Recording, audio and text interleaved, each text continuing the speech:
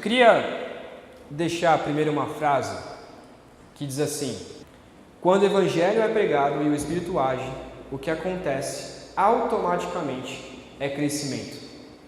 Agora, que tipo de crescimento?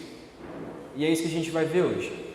Porque muitas igrejas, e o que mais a gente vê, são igrejas focadas em crescimento de números ou igrejas focadas em crescimento de templo. Ou seja, igreja focada em crescimento de numeração de pessoas, e quanto mais pessoas estiverem no culto, melhor.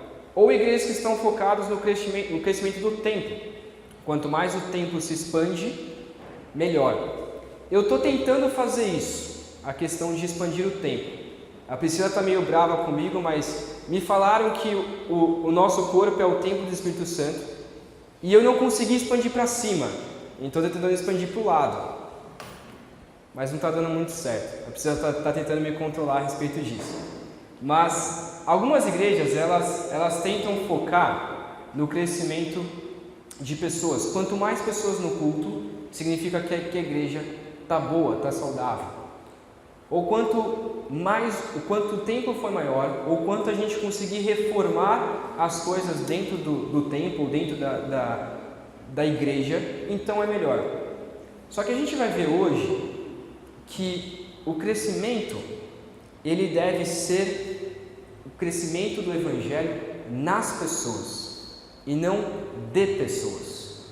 É isso que a gente vai ver um pouquinho hoje. Abre comigo em Colossenses 1, versículos 3 até o versículo 6, diz assim: damos graças a Deus, Pai de nosso Senhor Jesus Cristo, orando sempre por vós, desde que ouvimos falar da vossa fé em Cristo Jesus e do amor que tendes por todos os santos, por causa da esperança que vos está reservada no céu, da qual já ouvistes pela palavra da verdade, o Evangelho, que chegou a vós e também está em todo o mundo, frutificando e crescendo, assim como entre vós, desde o dia em que ouvistes e conhecestes a graça de Deus na verdade. Ok? Você destacou duas coisinhas interessantes aqui.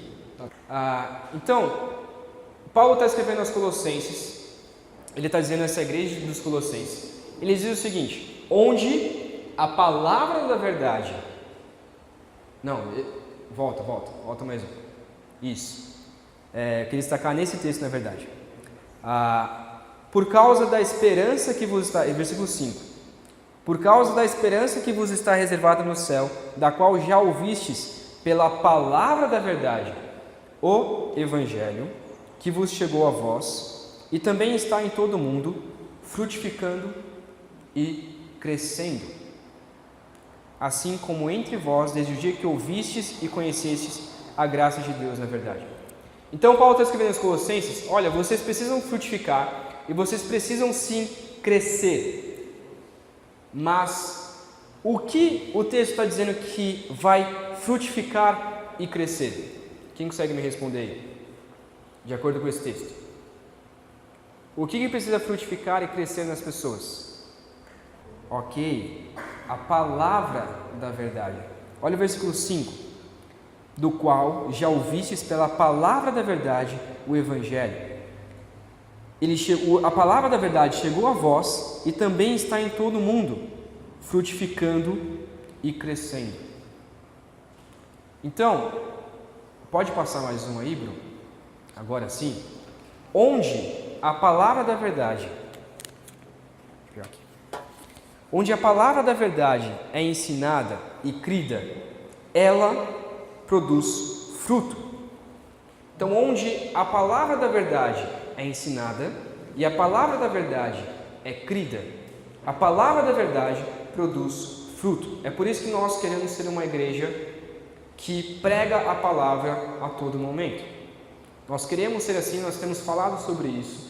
E a pregação, principalmente domingo à noite, fala sobre isso, sobre a importância da palavra de Deus nas nossas vidas. Então, aonde a palavra da verdade é ensinada e crida, ela produz fruto. E quais são esses frutos? Pessoas são mudadas, elas são transferidas de um reino para o outro, começam a ter fé em Cristo Jesus e amor por todos os santos e ansiar por sua herança celestial. Suas prioridades mudam, sua cosmovisão muda e sua vida é refeita, pouco a pouco, na imagem do próprio Filho de Deus. Então, quando a palavra de Deus é pregada em uma igreja, quando a palavra de Deus é ensinada, é isso que acontece com uma pessoa. É isso que acontece com as pessoas. As pessoas, elas são mudadas, elas são transferidas de um reino para o outro, ou seja, eles estavam no reino das trevas e agora eles vivem no reino da luz. Elas começam a ter fé em Cristo Jesus e amor por todos os santos. Elas anseiam pela volta de Cristo Jesus. As prioridades mudam. Hoje eu já não me importo mais com as minhas prioridades. Eu já não me importo mais comigo mesmo. O que eu importo agora é com a prioridade da outra pessoa. A sua cosmovisão muda, ou seja, o que eu penso do mundo muda. A vida é refeita pouco a pouco na imagem de Cristo Jesus. Então, o foco de uma igreja é pregar a palavra da verdade, sabendo que a palavra da verdade vai transformar. Por que a gente está destacando isso aqui? E o que isso tem a ver com a trelice? Porque diversas igrejas vão buscar maneiras e estudos e tudo mais de como que a gente faz uma igreja crescer. O nosso foco, e principalmente o foco dos ministros e presbíteros dessa igreja, não é fazer essa igreja crescer em números. A gente não tem que pensar nisso. Mas é fazer as pessoas crescerem e frutificarem e que a palavra de Deus frutifique nas pessoas. Se crescer, bênção, graças a Deus. Mas o importante é que as pessoas cresçam em Deus. Voltando ali para Colossenses, você pode passar mais um ali, Bruno? O versículo 9 e o versículo 10. Então, o que ele vai dizer novamente é: olha, desde o dia que nós soubemos que a palavra de Deus estava crescendo e frutificando em vocês, e não só em vocês, mas em todo o mundo, nós não cessamos de orar e pedir para que vocês sejam cheios do pleno conhecimento da sua vontade, em toda a sabedoria e entendimento espiritual. Então, a oração de Paulo para os colossenses é: olha, eu oro para vocês, não que vocês sejam cheios de pessoas, não para que a igreja de vocês seja cheia. Paulo não ora por isso. Eu oro para vocês não para que a estrutura da sua igreja, para que o templo de vocês possam ser restaurado. Essas coisas são importantes? Sim, elas são importantes, assim como a gente tem visto. A estrutura é importante. Você tem um templo, você tem uma estrutura mais bonitinha e melhor, é importante? É. Mas o que Paulo está interessado aqui não é nisso. O que Paulo está interessado é que a gente seja cheio do pleno conhecimento da sua vontade em toda a sabedoria e entendimento espiritual. Essa deve ser a nossa oração pela igreja. Ao orarmos pela igreja, nós devemos orar: Deus, que a nossa igreja seja cheia do Espírito Santo. Que a nossa igreja tenha o pleno conhecimento espiritual do Senhor. Que as pessoas possam crescer no Evangelho. Que as pessoas possam conhecer a Ti. Que as pessoas possam entregar as suas vidas a Ti. E que ao viver em comunidade, que a gente seja cheio do Espírito Santo. Muitas vezes a gente só ora, que não existam cadeiras vazias em nossas igrejas. Ótimo, mas não é só nisso. Mas por que não existir cadeiras vazias? Simplesmente para a gente comprar mais cadeira? Não. Que seja desta forma, mas para que as pessoas possam conhecer o Evangelho. Não simplesmente lotar igrejas. Igrejas lotadas a gente vê de monte. mas igrejas que pregam a palavra de Deus, igrejas que transmitem a palavra de Deus, igrejas onde pessoas estão crescendo, poucas existem. É como diz aquela frase, igrejas lotadas, mas pessoas vazias. Existem muitas igrejas lotadas, mas onde pessoas estão vazias. E existem igrejas onde há poucas pessoas, mas as pessoas estão lotadas pelo Espírito de Deus. E Deus tem trabalhado nelas. Assim como a gente viu na semana passada, o trabalho de Deus nas pessoas. E eu queria destacar aqui 3 implicações que a gente pode ver aqui a respeito desse texto. Primeira implicação, o Evangelho então, ele acontece na vida das pessoas e não nas estruturas. O Evangelho ele acontece na vida e não em estruturas. Ou seja, eu prego o Evangelho para pessoas e não para cadeiras. Eu prego o Evangelho para seres humanos.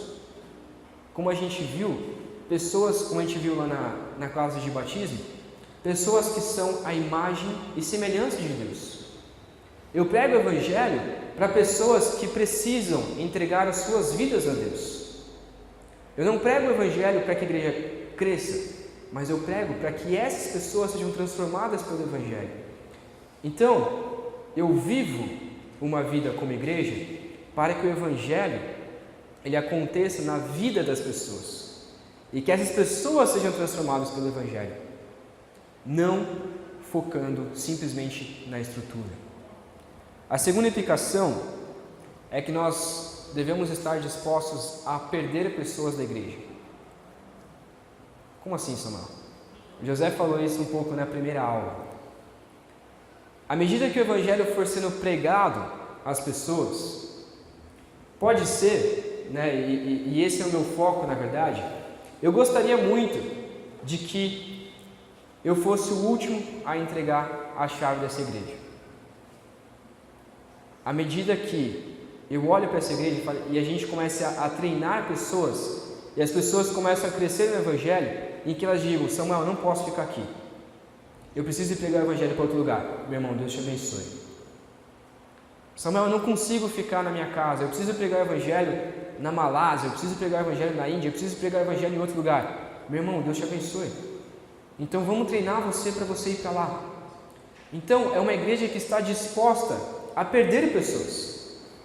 É uma igreja que olha para tudo isso e fala assim, pessoas estão crescendo no Evangelho e elas precisam ter o conhecimento, e a hora que elas conhecem o Evangelho, elas dizem, eu preciso ir para outro canto. Irmão, Deus abençoe. E a gente está disposto a perder essas pessoas, entre aspas, perder essas pessoas. Em vez de elas congregarem com a gente, elas começam a pregar o Evangelho em outros cantos. E a terceira implicação é a maneira como nós consideramos as pessoas. Então, uma pessoa, ela não é simplesmente um pilar onde ela senta e todo domingo ela está lá sentada e eu prego o Evangelho e se ela quer escutar ou não, o problema é dela. A gente encara muitas vezes as pessoas dessa forma. Pessoas são pessoas. E cada pessoa tem uma função no Evangelho, e cada pessoa tem uma parte no Evangelho, e cada pessoa tem uma parte na igreja. Então eu devo considerar as pessoas como pessoas, não como esquenta-bancos, ou não apenas como um hall de membresia, não apenas como uma listagem de pessoas, uma listagem qualquer, mas eu tenho que considerar pessoas como elas são. E diante disso, eu quero focar mais nessa terceira parte. Na página 90, ele tem um gráficozinho ali, pode passar mais um, Bruno, que é o processo de crescimento evangélico nas pessoas. Esse processo é bem simples, né? Na verdade, não sei se dá para chegar a jeito, dá. Então, o primeiro é a evangelização. Eu primeiro evangelizo a pessoa, depois eu tenho um acompanhamento com essa pessoa, depois eu ajudo essa pessoa a crescer no Evangelho e por último eu treino essa pessoa no Evangelho. E consequentemente, depois que eu treino essa pessoa vai evangelizar outras pessoas, essa pessoa vai acompanhar outras pessoas, essa pessoa vai fazer outras pessoas crescerem e essa pessoa vai treinar outras pessoas.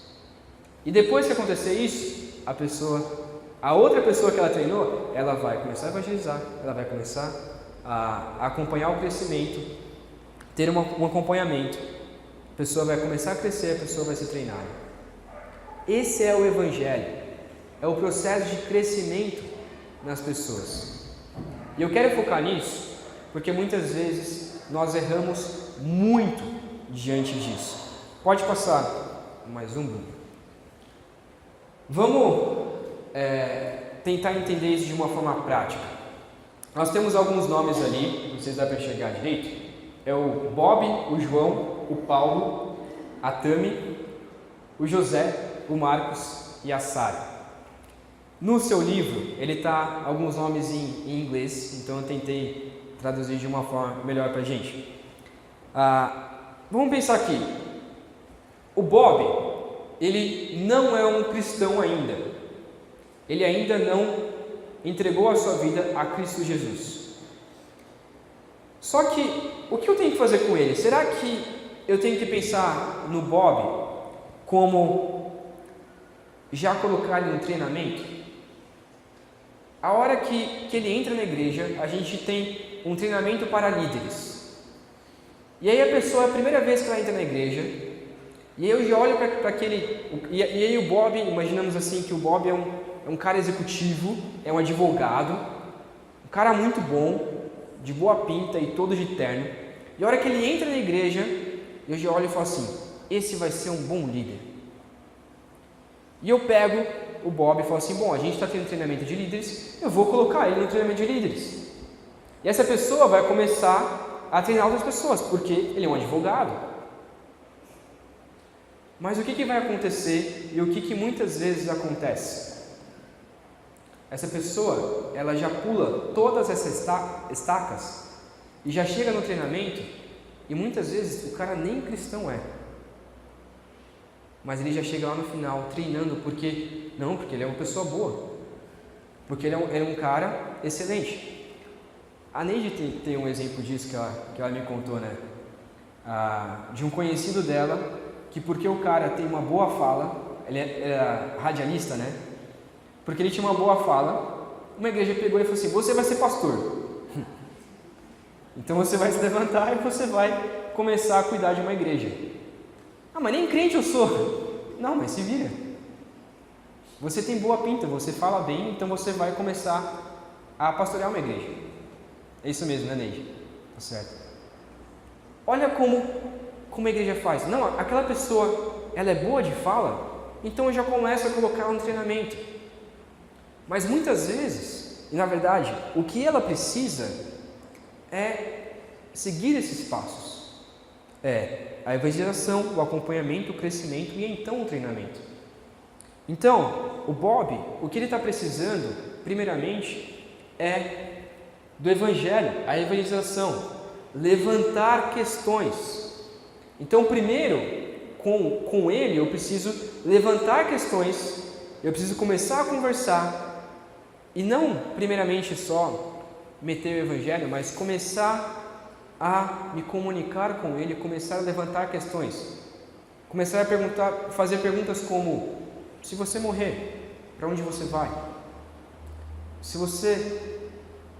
acontecer alguma coisa com você, o que acontece com você amanhã?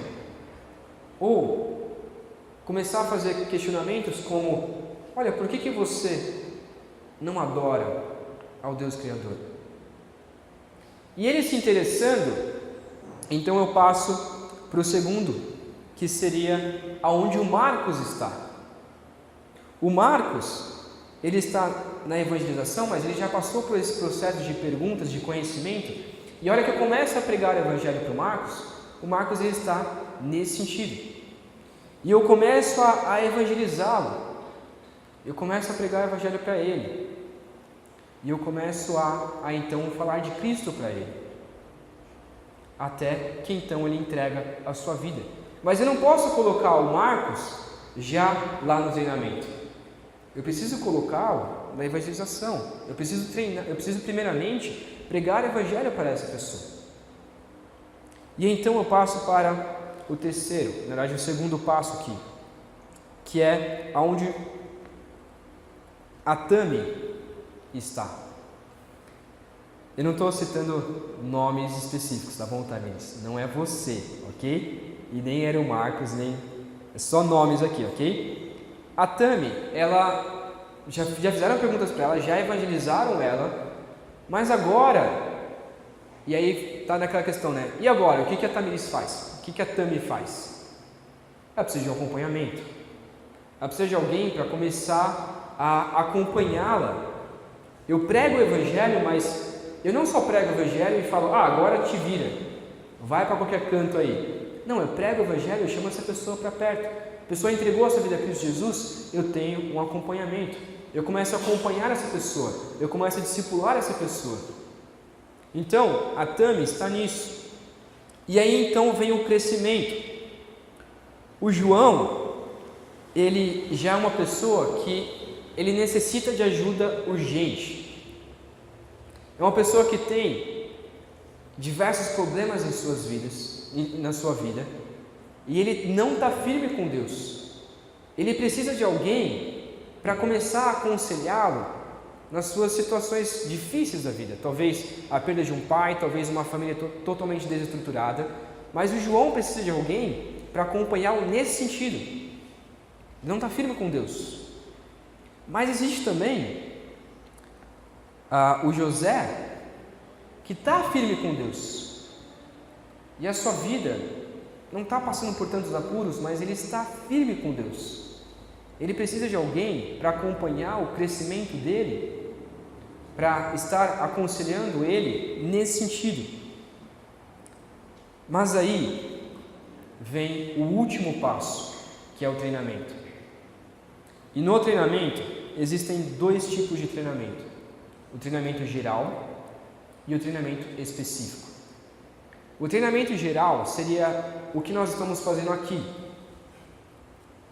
Treinar vocês, capacitá-los de acordo com esse livro, para que vocês possam cumprir aquilo que nós estamos estudando no EBD.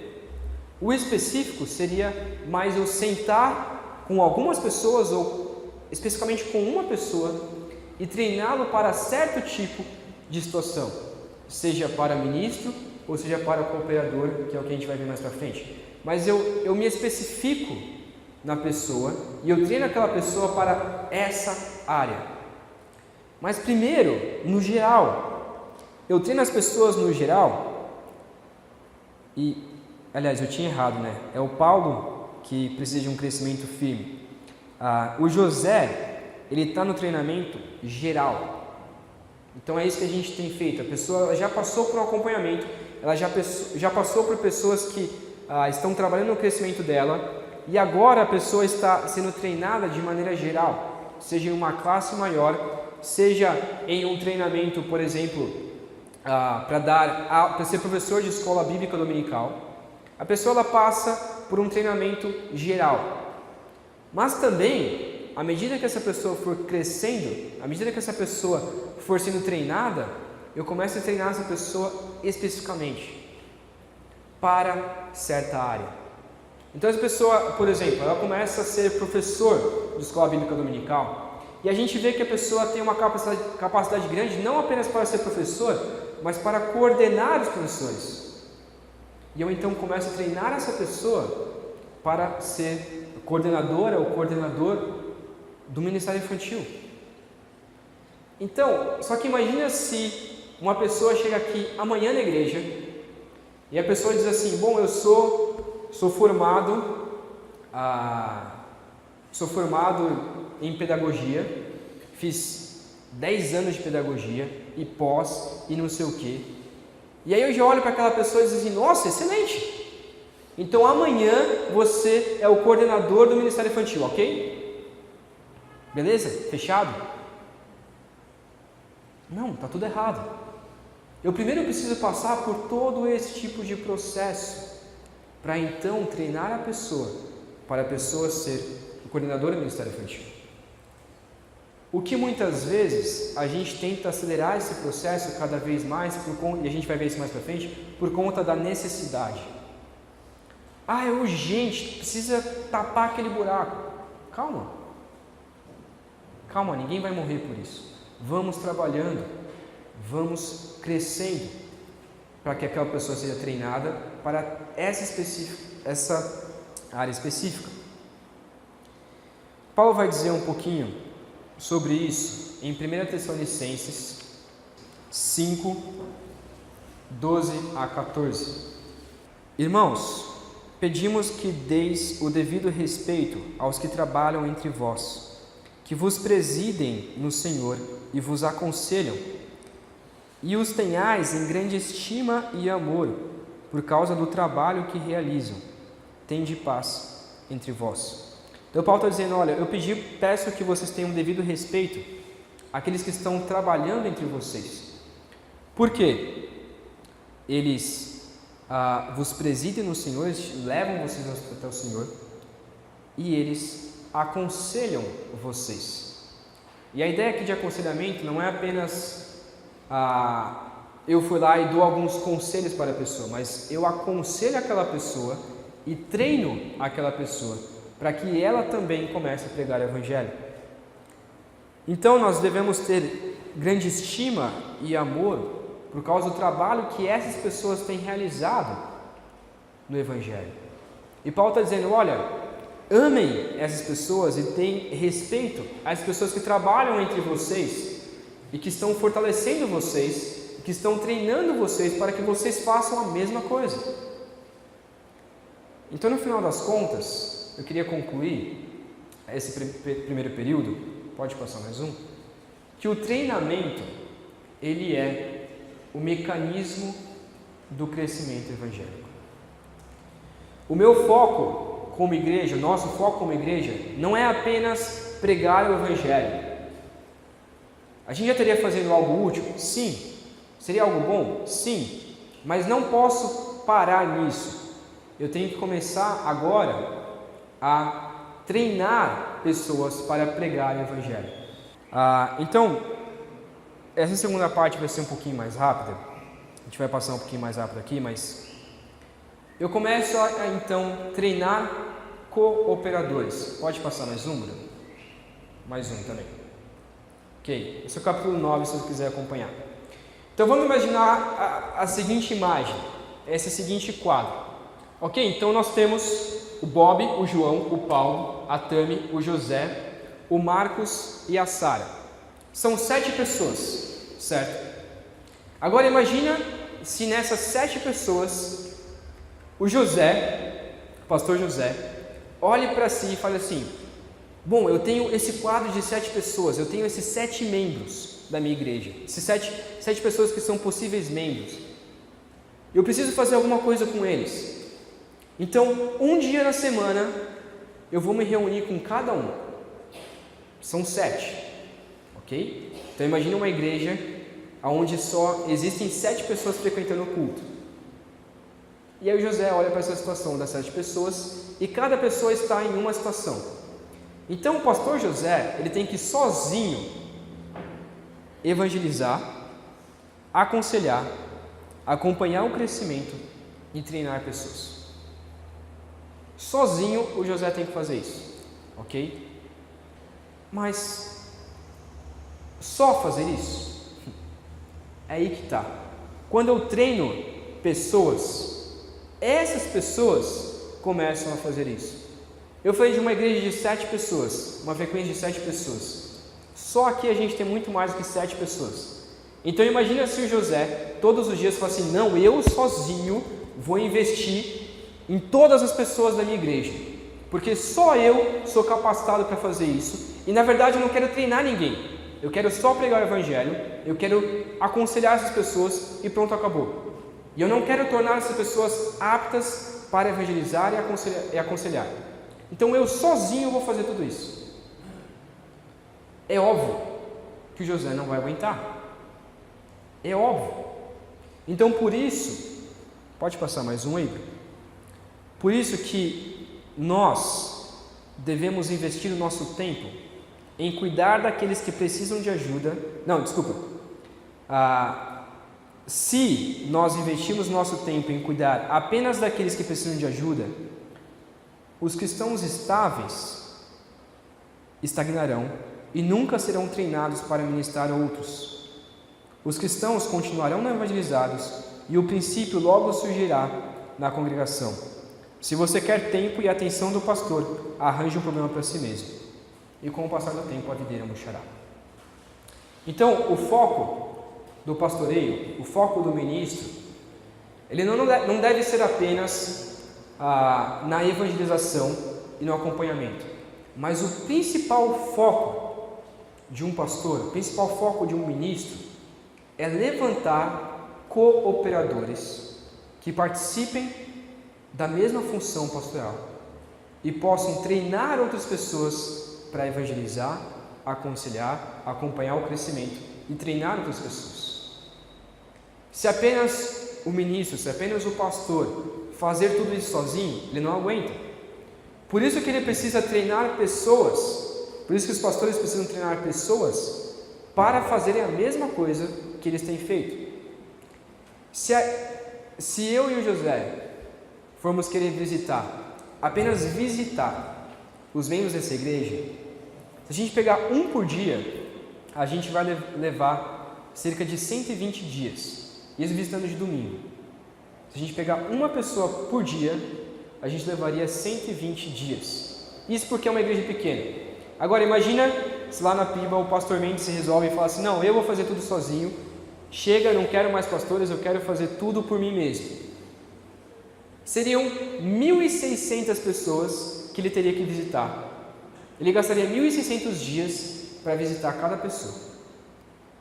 Por isso que o Evangelho, a igreja, não pode ser baseada em uma pessoa. Ele apenas fazer as coisas, mas esse tem que treinar pessoas para fazer. Então, por isso que o pastor ele não pode apenas investir o tempo dele cuidando daquelas pessoas urgentes, mas precisa, e muitas vezes a gente faz isso. A gente treina a pessoa passa por uma classe de batismo, a pessoa é batizada e depois a pessoa está no banco. É uma crítica que eu ouvi de uma pessoa. Samuel, eu batizei, e agora? O que eu faço? E agora? Sei lá, toca violão aí. É o que muita gente faz. Sei lá, faz alguma coisa aí qualquer. A gente tem que treinar essas pessoas. Porque se a gente focar apenas nas pessoas de urgência, logo as pessoas vão dizer assim: bom, se eu quero a atenção do pastor, então eu tenho que acontecer algum acidente comigo, porque aí o pastor vai me ouvir. Não, o pastor ele tem que evangelizar, ele tem que treinar pessoas para fazer isso com outras pessoas. Então, quando acontecer alguma urgência, não tem problema se, por exemplo, acontece algum problema com alguém e o pastor está ocupado treinando as pessoas e eu ligar para o Cláudio Martins e falar assim: Cláudio, vai lá, resolve esse BO aí para mim. Não tem problema, porque o Cláudio ele já foi treinado para isso. O Cláudio ele já está apto para fazer isso. E o Cláudio pode ir. Então, Paulo vai dizer aqui dois pontos em que a gente tem que... dois tipos de pessoas em que o pastor, em que a liderança, os presbíteros da igreja têm que estar preocupados em fazer. O primeiro, pode passar mais um aí, Bruno, são os cooperadores. Paulo, eu não vou me atentar muito aqui, mas Paulo por diversas vezes chama pessoas de cooperadores. São mais de 100 nomes que estão atrelados a Paulo, de pessoas que ajudaram Paulo, de pessoas que ajudam Paulo ou que estão relacionadas com Paulo. São mais de 100 nomes. Então Paulo tinha ali, se de 100 nomes, ele tinha pelo menos metade das pessoas, 50 pessoas que ajudavam no ministério de Paulo. em que Paulo não precisava fazer tudo sozinho. Porque se Paulo fosse sozinho cuidar de todas as igrejas que ele plantou, quando ele estava na prisão em Roma, ele não conseguiria. E Paulo já fez 3 viagens missionárias. Se ele fosse cuidar sozinho de todas as igrejas, ele teria que fazer 500.000 viagens missionárias e fazer o máximo possível para não ser preso. Porque se ele fosse preso, as igrejas murchariam. Então ele precisava treinar pessoas, cooperadores, para continuarem o evangelho nas igrejas. Então em 1 Coríntios 3, versículos 5 a versículo 9, Paulo vai dizer duas diferenças em que ele mostra que não é apenas ele que é responsável por cooperar com o evangelho. Versículo 5 diz assim: quem é Apolo e quem é Paulo? São apenas servos, por meio de quem crestes, conforme o servo concedeu a cada um. Eu plantei, Apolo regou, mas foi Deus quem deu o crescimento. De modo que nem o que planta, nem o que rega são coisa alguma, mas sim Deus que dá o crescimento. O que planta e o que rega trabalham com o mesmo propósito, e cada um receberá a sua recompensa segundo o seu trabalho, porque somos cooperadores de Deus, e dele sois lavoura e edifício. Pode passar mais um, Bruno. O status comum deles, tanto de Paulo e tanto de Apolo, como trabalhadores de Deus, tanto dignificava o homem, ou seja, eu sou um trabalhador de Deus, eu sou um obreiro de Deus, e nisso há dignidade, nisso há recompensa, mas tanto humilhava. Por quê? Porque no final das contas, é o que Paulo vai dizer, versículo 7, de modo que nem o que planta, nem o que colhe são coisa alguma. Ou seja, os trabalhadores de Deus, os cooperadores de Deus, eles são dignos do seu trabalho, mas no final das contas, eles são humilhados porque eles na verdade não são nada. Por quê? Porque Deus é quem dá o crescimento. Então, de maneira alguma, nós podemos nos orgulhar e dizer assim: nossa, está vendo como a igreja está crescendo cada vez mais? Isso é por causa do pastor Samuel, isso é por causa do pastor José, que tem uma boa fala, ou seja lá o que for. Não, nós não somos nada. Mas, ao pregar a palavra de Deus, é Deus quem dá o crescimento. Porque o que estava acontecendo aqui com os coríntios era que um grupo de pessoas estava dizendo assim: não, eu sou de Apolo, eu gosto mais de Apolo. Apolo fala um pouquinho melhor. Apolo ele passa a mão na cabeça, Apolo abraça mais, eu gosto dele. Mas as pessoas estão dizendo assim: não, mas eu gosto mais de Paulo, porque Paulo dá aquela lapada e fala e não está nem aí, então eu gosto mais dele. Mas Paulo vai dizer assim: gente, para com isso, não interessa quem é Paulo e não interessa quem é Apolo, o que interessa é Deus, e o que interessa é a palavra sendo pregada e o evangelho crescendo nas pessoas. Então não interessa. E ele continua ali, né? Eles trabalhavam com Deus em sua grande obra no mundo, mas apesar disso, eles não eram nada, porque é Deus quem dá o crescimento. E o segundo, então, existem cooperadores e existem os ministros. 1 Coríntios 16, um pouquinho mais para frente, versículo 15, versículo 18 a 18. Irmãos, sabeis que a família de Estéfanas são os primeiros frutos da Acaia. Eles têm se dedicado ao serviço dos santos.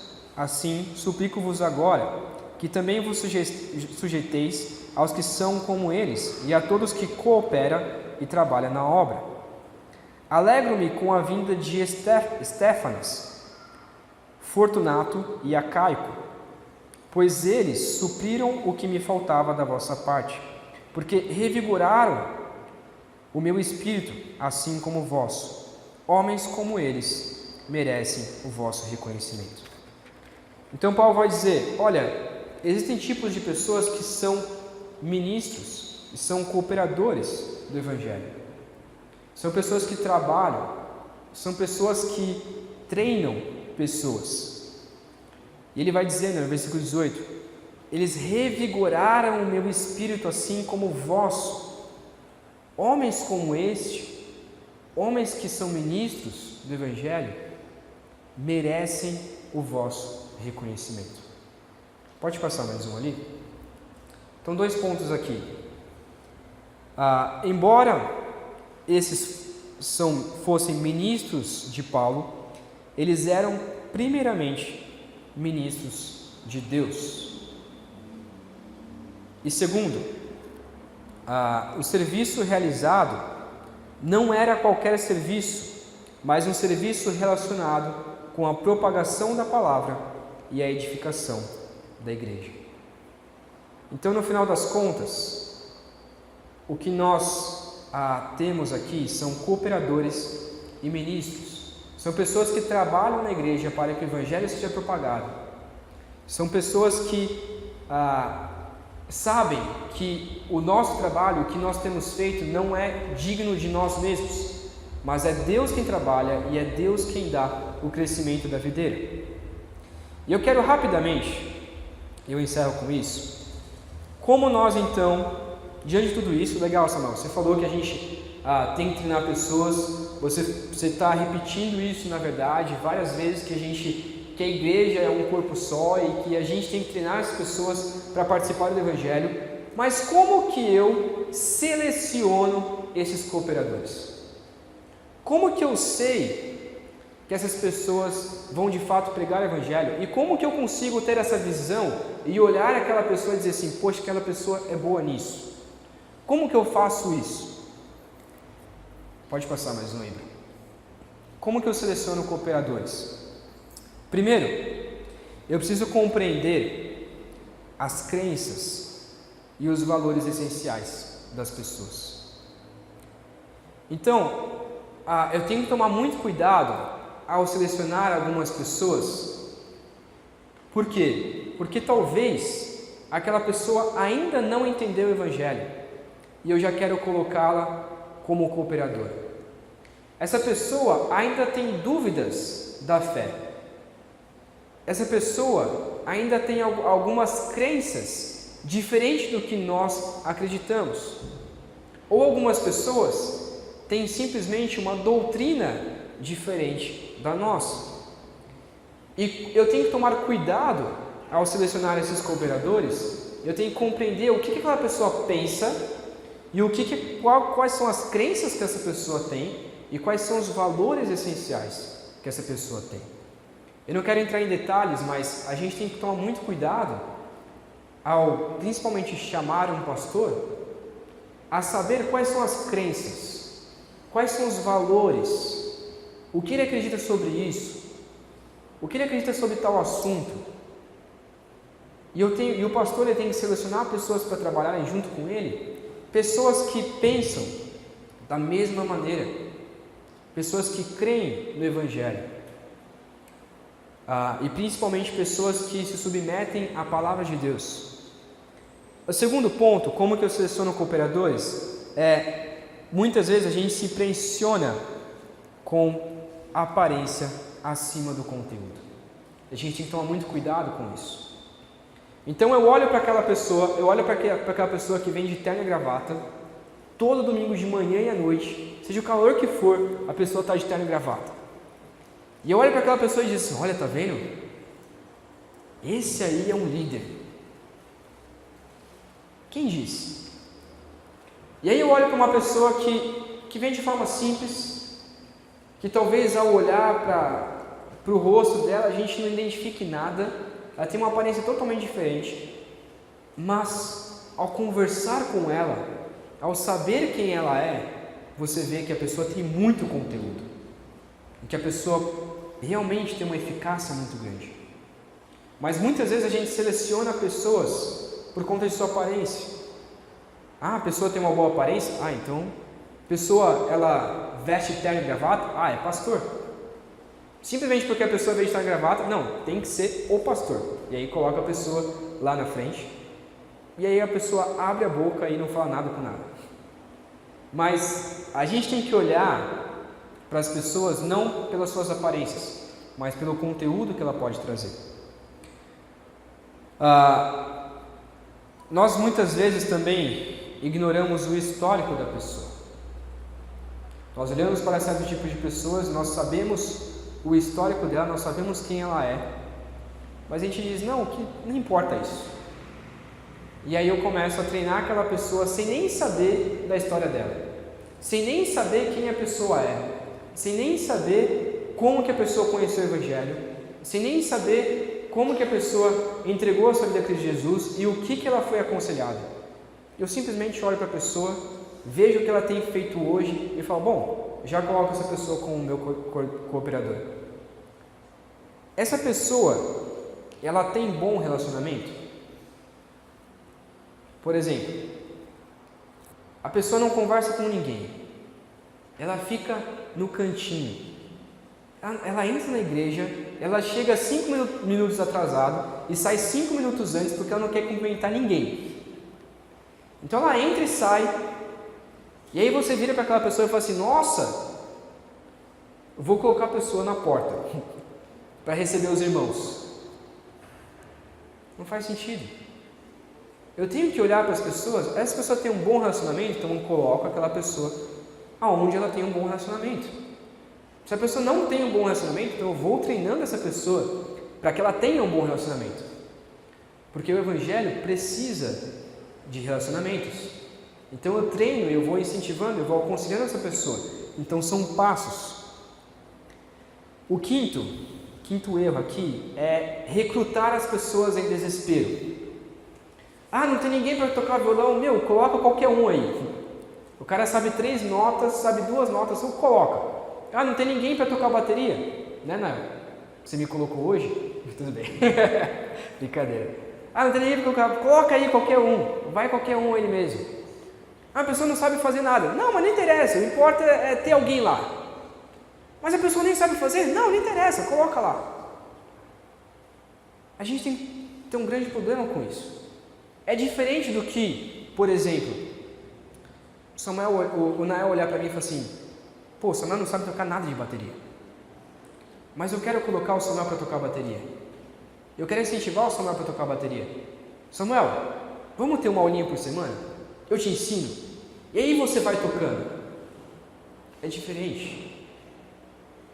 É diferente do desespero. Eu não estou falando porque você me colocou hoje, tá? Fica tranquilo. Mas é diferente do desespero do que você treinar pessoas. O sexto é selecionar pessoas que não são ensináveis.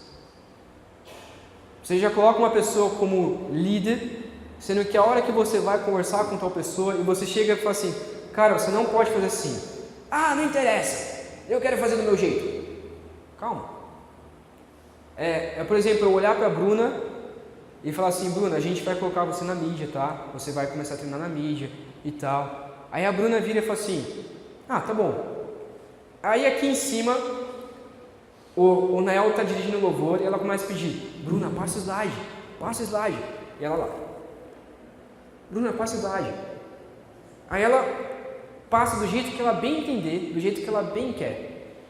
Pô, Bruna, por que você não passou? Não, eu faço do jeito que eu quero. Eu não quero que ninguém me ensine. Então, cooperadores são pessoas ensináveis. Eu preciso ensinar a pessoa e a pessoa precisa ser ensinável.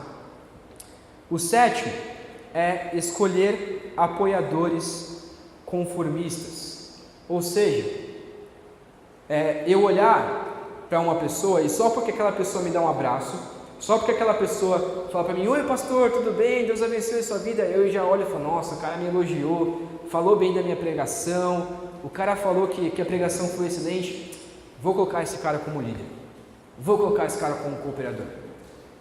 Só porque a pessoa elogiou, só porque a pessoa te faz bem, a gente quer chamar pessoas para perto, apenas aquelas pessoas que gostam de nós. Mas quando aquela pessoa deixa de gostar da gente, a gente já, então vai para o canto. Você não gosta de mim, eu também não gosto de você, então vai para o canto.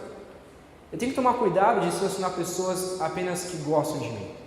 Eu tenho que selecionar pessoas que são aptas para o trabalho. Se a pessoa gosta de mim ou não, é outra história. Se a pessoa me elogia ou não me elogia, é outra história. E o último é convocar apenas voluntários. É eu chamar, não apenas aquelas pessoas que se disponibilizam para fazer, mas eu chegar para perto e falar assim: meu irmão, vamos fazer? Vamos fazer junto? Ah, mas eu não sou voluntário e não quero trabalhar. Não, mas vamos fazer? Vamos, eu acompanho você. Talvez você não queira agora, mas vamos lá, vamos trabalhar junto. É não ficar apenas com as pessoas que se voluntariam. Ah, eu gosto de fazer, então eu vou fazer. Seria muito bom se todo mundo se voluntariasse, mas é olhar para as pessoas e pegar cooperadores que, olha, vamos junto comigo. Talvez você não queira fazer agora, mas vamos lá trabalhar. Vamos lá, incentivar a pessoa a então fazer. Então, por último, eu quero pensar aqui em cooperadores, trabalhadores da videira. Eu queria mostrar 3 figuras de como que uma igreja tem que ser. A primeira figura, essa figurinha aqui. Então, o pastor ou os pastores, apenas esses pastores evangelizam, apenas os pastores dão acompanhamento e apenas os pastores dão crescimento. No final das contas, no caso aqui da igreja, são 2 contra 120. Se não mais, e pessoas que estão vindo ao Evangelho, e classes de novos membros, e classes de batismos. E no final, a hora que a gente dá conta, a gente olha e fala assim: não, a hora que a gente se liga, a gente não dá conta, porque é muita gente. E agora o que a gente faz? Chama mais gente para trabalhar, o que a gente faz? O que a gente pode então fazer? Paga para mais algum pastor vir? No final das contas, a hora que a gente olha, a gente vê que a gente não dá conta, porque fica apenas os pastores evangelizando, apenas os pastores dando acompanhamento e apenas os pastores dando o crescimento. Mas esse não deve ser o foco da igreja. A figura 2, pode passar mais um, ela mostra um pouquinho do que deveria ser. Então, são pastores e cooperadores que evangelizam, acompanham e dão crescimento. E a partir do crescimento, gera o treinamento. Então não é apenas os pastores fazendo, mas gente cooperando para isso. É eu olhando para tal pessoa e falando assim: eu vou aconselhar, eu vou evangelizar, eu vou acompanhar o crescimento, mas eu vou começar a treinar. E não apenas eu começo a treinar as novas pessoas, mas eu começo a treinar os cooperadores para que os cooperadores começam a treinar essas pessoas. Mas o quadro real, como deveria ser uma igreja, é esse último. Os pastores e os cooperadores, eles evangelizam, eles acompanham, eles dão crescimento. Os cooperadores, então, sendo treinados, eles dão treinamento. E os treinados se tornam cooperadores. Então, quanto mais cooperadores nós tivermos, quanto mais pessoas a gente trazer para perto para participar, então, da evangelização, do acompanhamento, do crescimento e do treinamento, mais a gente divide as nossas cargas. Então não é apenas os pastores quem devem fazer todas as coisas, mas são os cooperadores que vão fazer junto com os pastores todas essas funções. Esse é o nosso foco da igreja. Então é isso que a partir de agora nós, como pastores, queremos buscar. Treinar pessoas para serem cooperadores. Treinar pessoas para evangelizarem junto com a gente, para acompanharem junto com a gente, para dar crescimento e para dar treinamento, para que essas pessoas treinadas também se tornem cooperadores. Então, no final das contas, a gente entende, como eu disse na semana passada, O trabalho de evangelização, o trabalho de acompanhamento e o trabalho de crescimento não é apenas um trabalho para pastores, mas é um trabalho para todo o crente. É um trabalho para toda pessoa que faz parte da videira. Por isso que nós queremos treinar pessoas, capacitar pessoas para fazerem essas funções. E você pode e deve fazer parte de ser um cooperador de Deus. Não é ser um cooperador do pastor Samuel, do pastor José Hilário, do seminarista Alexandre, mas é ser um cooperador de Deus e fazer parte da igreja de Deus. Então eu quero encerrar com a frase: se, pela graça de Deus, tudo continuar crescendo, precisaremos de mais pastores, mais supervisores e mais líderes. E a pergunta que fica é: de onde que eles virão? Se essa igreja continuar crescendo cada vez mais, nós precisaremos de mais pastores. O que a gente faz? Nós precisaremos de mais supervisores. Nós precisaremos de mais cooperadores. Nós precisaremos de mais líderes. Então o que a gente faz? A gente contrata uma empresa? Não. A gente treina pessoas e as pessoas vão surgindo daqui. Então esse foi o capítulo 7 e o capítulo 8 da Treliça. Eu espero que a gente de alguma maneira, talvez seja um pouco repetitivo e talvez seja um pouco cansativo tudo isso, mas é algo para a gente pensar, algo para colocar em nossa mente, algo que a gente deve buscar como foco da Igreja de Cristo Jesus. Amém?